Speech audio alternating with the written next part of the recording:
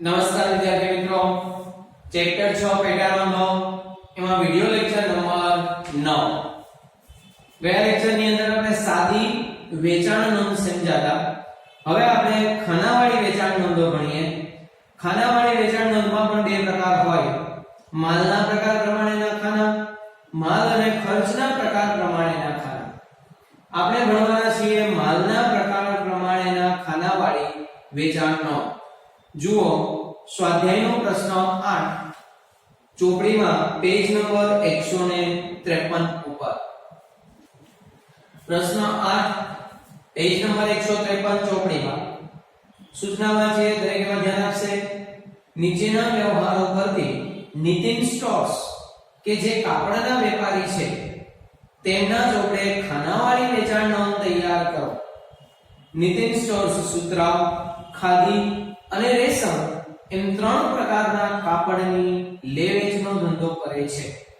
સ્પષ્ટ લખ્યું છે કે ખાનાવાળી વેચાણ નોંધ તૈયાર કરો. એના ઉપર આપણે લખ્યું છે શ્રી નીતિન સ્ટોર્સની વેચાણ નોંધ.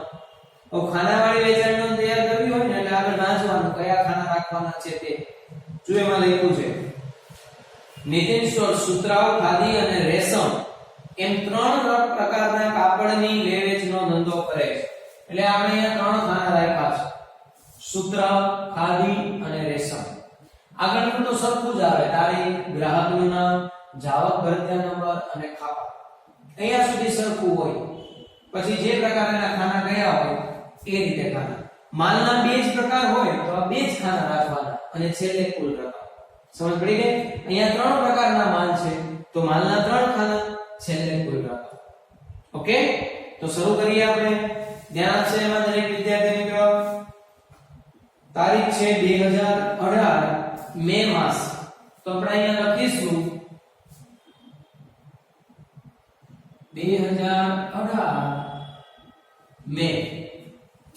પહેલો વ્યવહાર: જાનકી સ્ટોર્સને 100 મીટર સુતરાઉ કાપડ મીટર દીઠ ₹40 ના ભાવે, 200 મીટર ખાદી મીટર દીઠ ₹20 ના ભાવે અને 50 મીટર રેશમ મીટર દીઠ ₹200 ના ભાવે 10% વેપારી વટાવે વેચ્યું.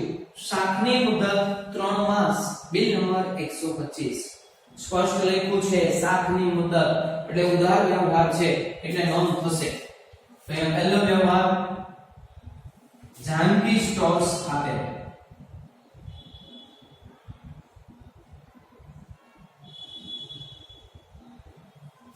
ચલો, જાવક ભરતીયા નંબર 125. હવે બરાબર ધ્યાન આપજો. અહીંયા ત્રણ પ્રકારના માલ છે: સુતરાઉ,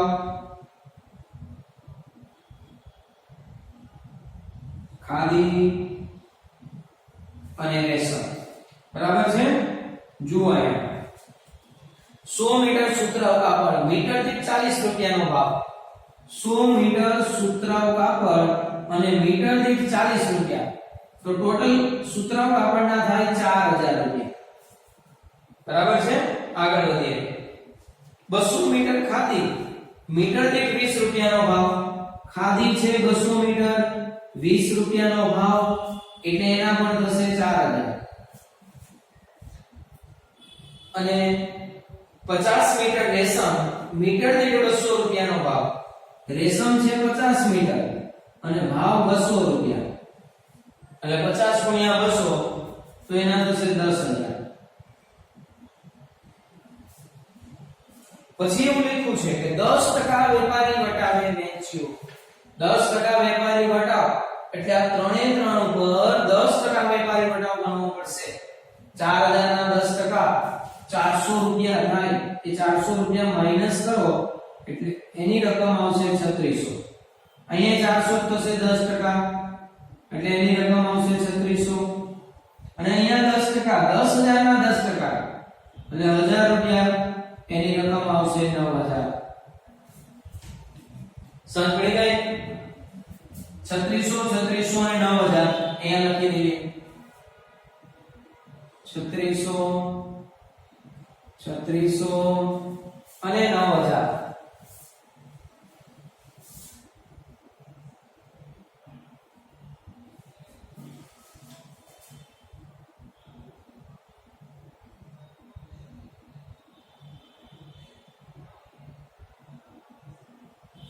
ચાલો હવે આપણે આ બધાનો સરવાળો કરીશું, બરાબર છે?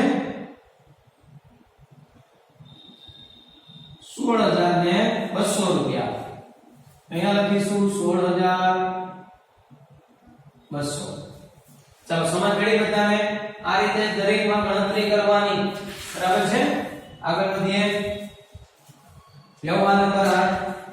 ગોપી ટ્રેડર્સને 200 મીટર સુતરાઉ કાપડ મીટર દીઠ 60 રૂપિયાના ભાવે અને 80 મીટર રેશમ મીટર દીઠ 190 ના ભાવે 10% વેપારી વટાવે 2 માસની શાખ પર વેચ્યા. બિલ નંબર 124 મોકલી આપ્યો. ગોપી ટ્રેડર્સે તરત જ અડધા નાણાં રોકડેથી ચૂકવી આપ્યા. ગોપી ટ્રેડર્સે અડધા નાણાં ચૂકવ્યા છે એટલે આપણે શું કરીશું? સંપૂર્ણ ઉધાર ગણીને નોંધ કરીશું. આઠમો વ્યવહાર.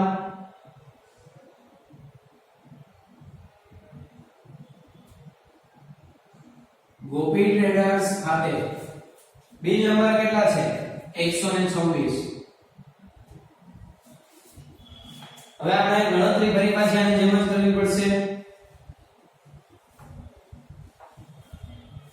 ચાલો જુઓ, એમાં 200 મીટર સુતરાઉ કાપડ 60 રૂપિયાના ભાવે 200 મીટર સુતરાઉ કાપડ 60 રૂપિયાનો ભાવ એટલે કેટલી રકમ થાય? 12,000.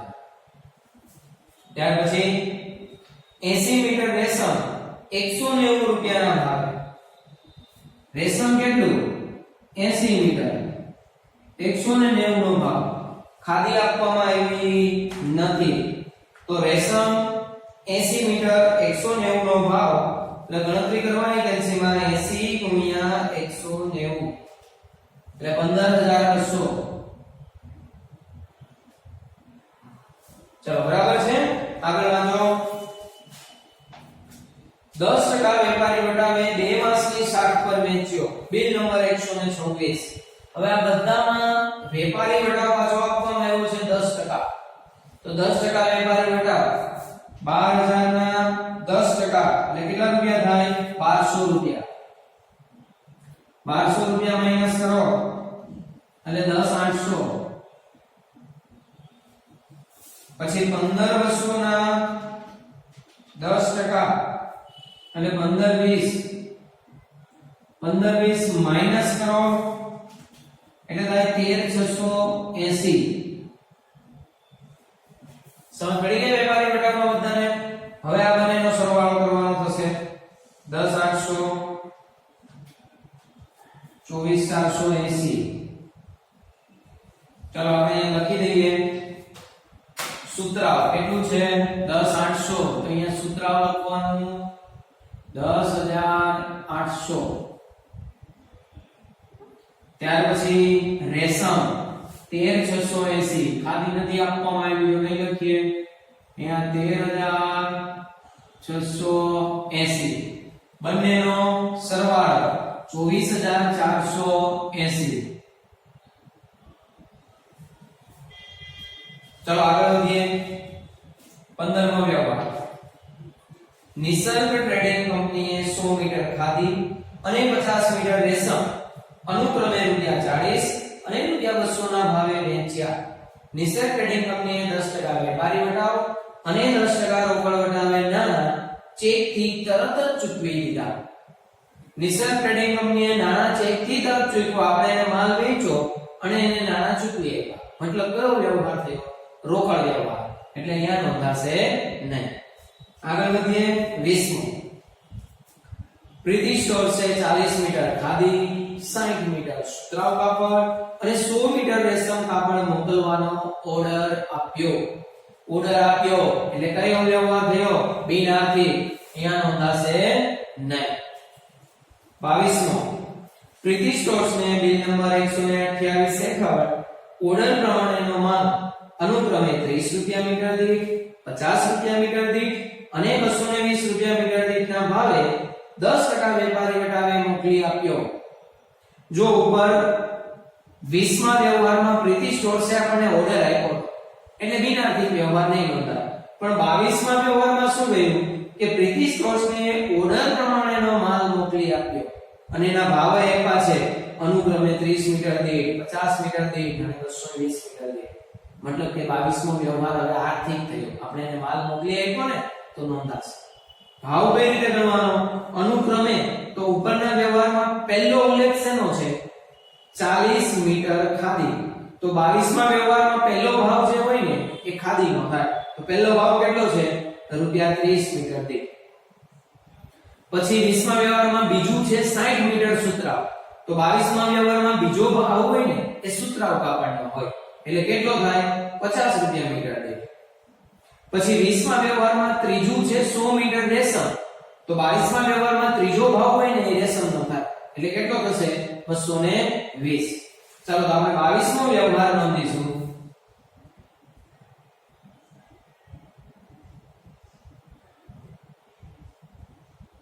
પ્રીતિ સ્ટોર્સ ખાતે બિલ નંબર 128. હવે આપણે ગણતરી કરીશું. બંને વ્યવહાર ધ્યાનમાં લેવાના, 20મો અને 22મો. ચલો 20માં જુઓ, પહેલું છે 40 મીટર ખાદી. ખાદી 40 મીટર. અને 22મા વ્યવહારમાં પહેલો ભાવ જુઓ કયો છે? તો પહેલો ભાવ છે 30 રૂપિયા, એટલે અહીંયા કરીએ ગુણ્યા 30. તો કેટલા થશે આના? 1200 રૂપિયા. આગળ 20મા વ્યવહારમાં બીજું છે 60 મીટર સુતરાઉ કાપડ, એટલે કે સુતરાઉ કાપડ 60 મીટર.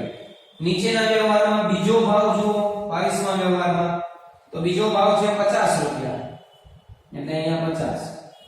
60 ગુણ્યા 50 3000. બરાબર છે?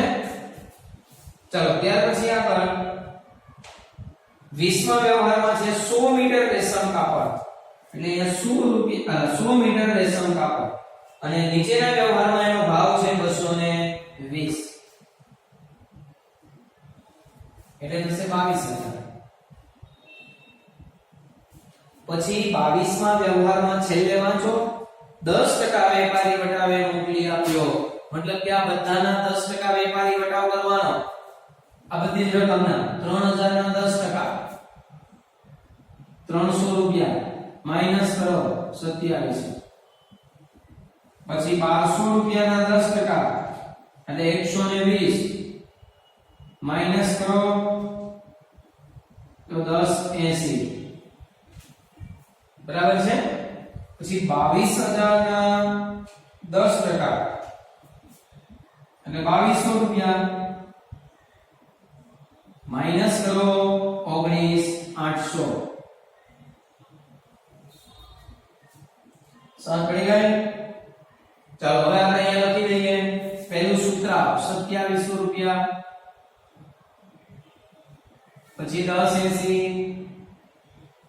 અને રેશમ 19800. ત્રણેયનો સરવાળો 2700 પ્લસ 1080 પ્લસ 19800, એટલે 23580.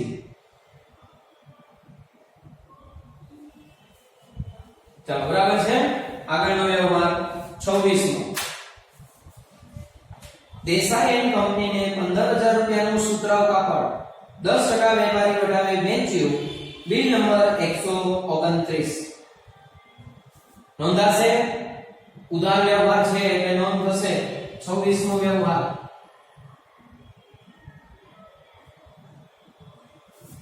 Desai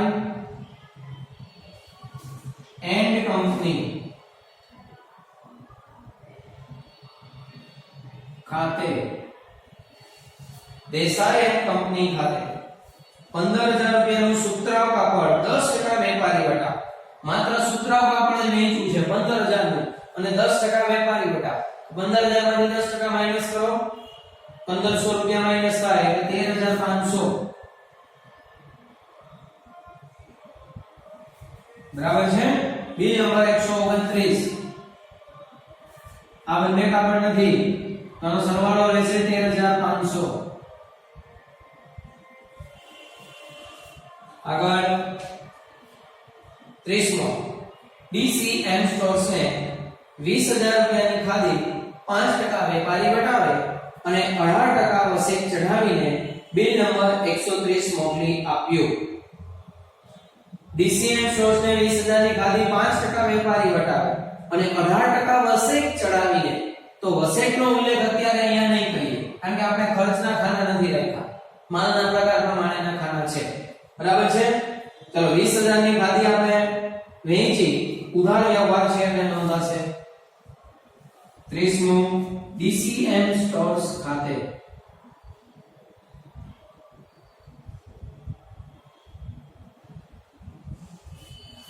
bill number 130.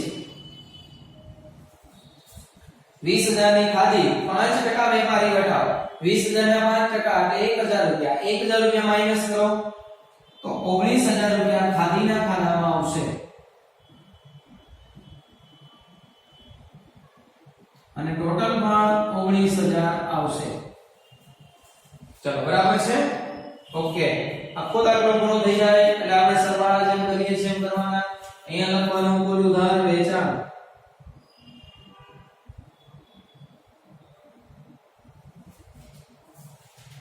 સરવાળો કરીએ 3600 પ્લસ 10800 પ્લસ 2700 પ્લસ 13500 એટલે 30600. પછી ખાધીનો સરવાળો કરીએ 3600 પ્લસ 1080 પ્લસ 19000 એટલે 23680.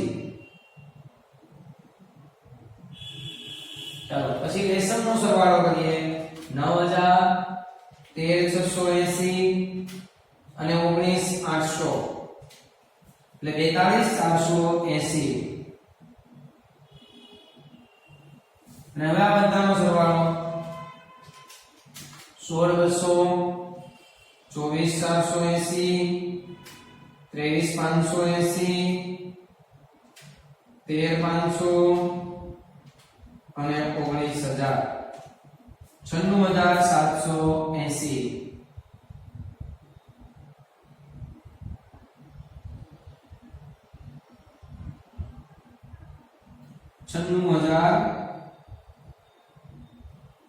ફરીથી કરીએ 16200 પ્લસ 24480 23580 13500 અને 19000 96760. આ સરવાળો અને આ ત્રણેયનો સરવાળો પણ આટલો જ આવે 33600 23680 44780 એનો પણ 96760 પણ એટલો જ આવશે. બરાબર છે. ચલો ઓકે, સમજ પડી ગઈ હશે બધાને. હોમવર્ક ની અંદર આ પ્રશ્ન ચોપડાની અંદર લખવાનો છે. ઓકે.